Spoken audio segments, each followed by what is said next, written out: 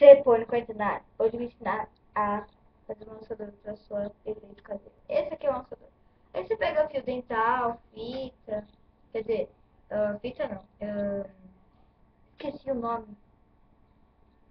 Linha, aí você vai enrolando, ó. Enrolando, enrola. Ai, meu Deus, bateu. Enrola, enrola. Vai enrolando, enrola, enrola. Até chegar um tempo que vai ficar mais ou menos assim. Aí você tem que parar. Prepara.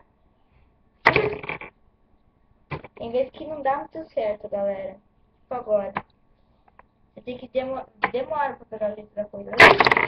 E ó, girou, girou. Só que não pegou, tá? A câmera não pegou. É isso aí, galera. O próximo vídeo... Nossa, tá entrando. Tá saindo pra fora o plastiquinho.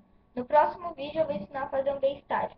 Se a sua mãe não quer que você use as bacias dela, agora é a hora de estar fazendo um bem-estágio. Tchau!